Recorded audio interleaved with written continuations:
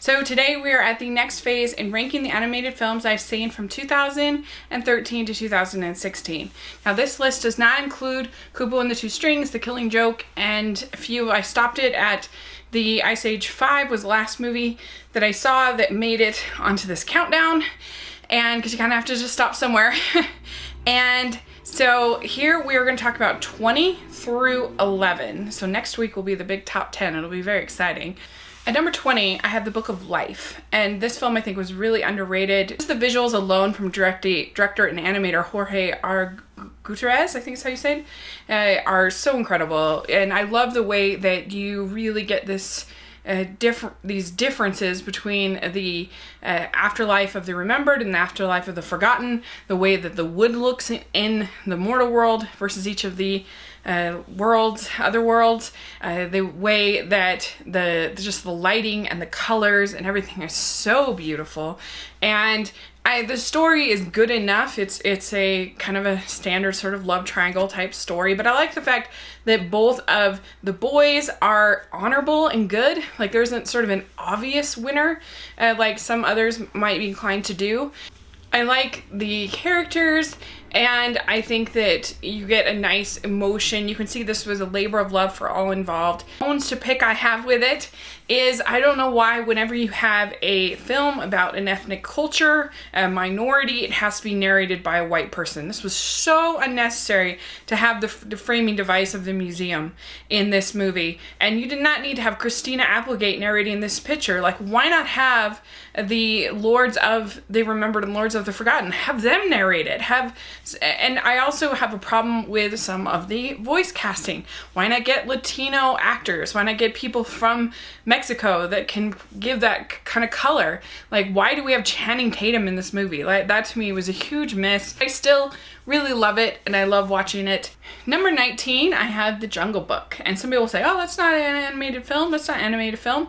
According to the rules of the Academy, which requires that something to be submitted as an animated film, it has to have 75% animation in the movie, and that is the case here in The Jungle Book. There's only one character. There's not only one character, but all the backgrounds, all the settings, everything he touches is digitally created through animation. And I didn't love this movie as much as other people did. Like, other people were like, this is the greatest thing ever, A+, so great. I gave it a B+, because to me, I felt like some of the things that they added from the original actually hurt it, and didn't really feel like they belonged in this new tone, in this new style of the film. Particularly the songs I did not think fit in, especially the way that they did King Louie. I didn't really like it. King Louie is supposed to be slick, he's supposed to be cool, he's supposed to be a salesman, somebody who's going to talk. Instead, he was just kind of a mafia boss. I didn't really like that. And I found it kind of dragged a little bit in the middle. But it's amazing to look at. Incredible. Like nothing we've ever seen before. I think the kid is really good. I think the ending is much better than the original. I like the way that Mowgli is able to kind of figure out his own solution to the problems, as opposed to being hypnotized by a girl and, you know, kind of like that. I didn't really like that in the original. And I like the changed Mowgli's character in general to being more sympathetic and less whiny. So, number 18, I have Kung Fu Panda 3. And I loved this movie. I was expecting to hate it. I hated all the trailers. I thought they were awful. And I went in and I thought it was pretty great. I liked the story of Po going from being the student to becoming the master. And yes, he's the dragon warrior, but I still think that he was a character that was still relying upon other people.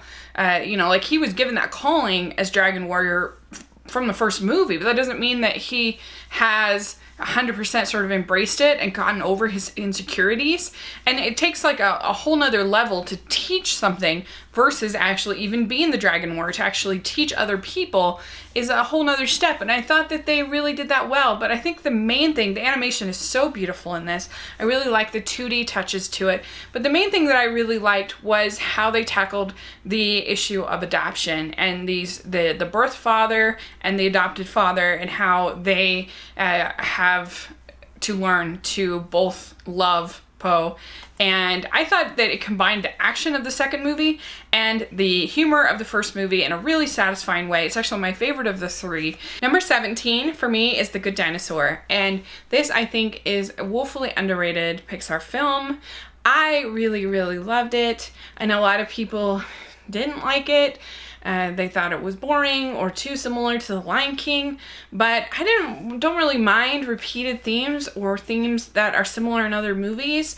If it's executed well, that doesn't bother me. And I thought this was executed well. I liked seeing Arlo's story. I liked the journey. I loved the animation. It was so beautiful. I liked the relation between Spot and Arlo. Honestly, I was kind of mystified at the amount of kind of hate this movie got, that, you know, people are saying that it was like horrible. And I understand if it's not your cup of tea, but I don't know, I don't think it's a horrible movie. I heard people say it was worse than Cars 2, you know, like all this stuff, and I just didn't see it that way. And I really thought it was great. I thought it had a really nice message about family and making your mark, and so I stand by it. I love The Good Dinosaur.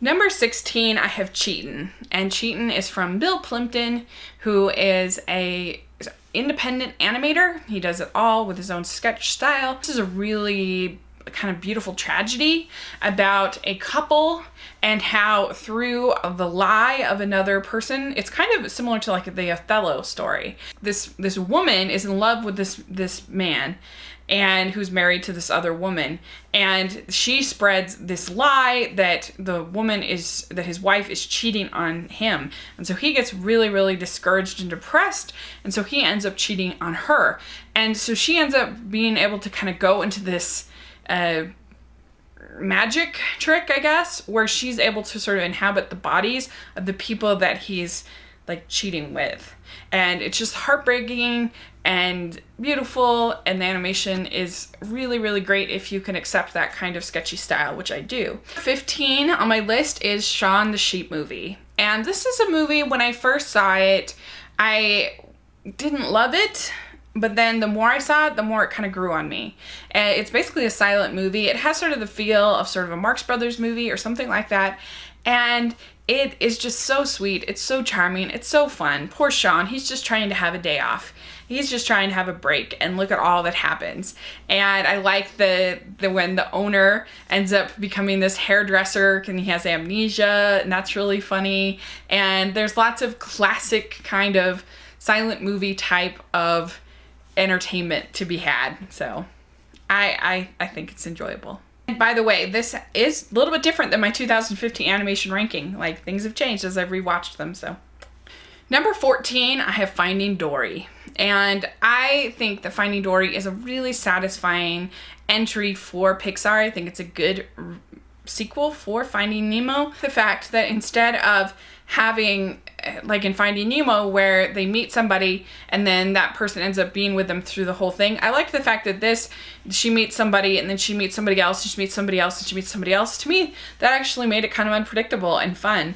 And I thought that the humor was really good. Some of the, I think, funniest of any Pixar movie. And sort of the ties into WALL-E, like, things were really fun for me to kind of dive into. And there's sort of I think a little bit of a dark edge to it, you know, with this whole thing with them all being sent to Cleveland and all, and also just a wonderful message about disabilities and how the way, kind of a what would Dory do, and thinking about things in the unique way of somebody who has special needs.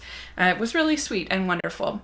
Number 13, I have Ernest and Celestine, and this is almost a nursery rhyme, but then it has this subversive edge to it. About a mouse named Celestine and a bear named Ernest, and in their societies, they're taught to kind of hate each other. And then one day, they kind of stumble upon each other, and they agree to sort of help each other out. And they become kind of this Bonnie and Clyde character. They become kind of on the run, and they really don't like each other at first. That's one thing I appreciate, is that their relationship doesn't happen just like that. They actually kind of don't like each other for quite a bit, but as they get to know each other, they like each other better, and they end up going on trial and kind of teaching their various cultures a little bit of a lesson. Number 12, I have when Marnie was there. And this is by Hiromusa Yonebayashi, who also did The Secret Life of Arrietty, which I also really love. This movie looks so beautiful, and I really appreciated the fact that they took a character who was near suicide, like very, very, very, very, very depressed.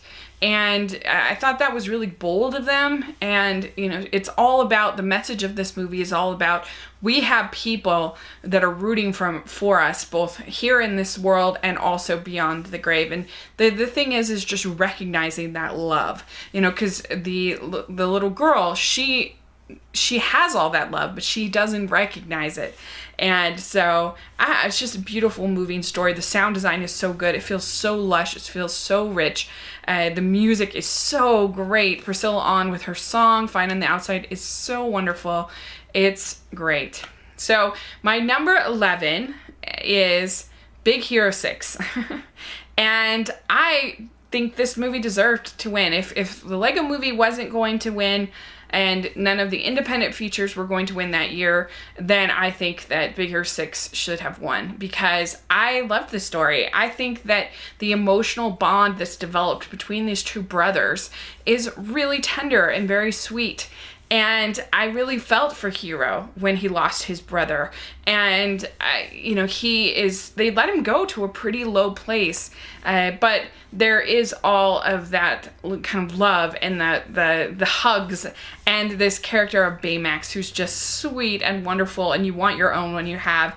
But it's not a mopey movie. I really thought that I liked all of the characters. I liked how diverse the team of the Big Hero 6 are. There's a black character, there's Asian characters, there's, you know, everything. And so that was really fun and different for a superhero movie. I thought that the ending, when Hiro has to let go of Baymax, that was just devastating and so sad. And I didn't hate the villain. And people are like, oh, the villain. I didn't hate him. I thought he was pretty good.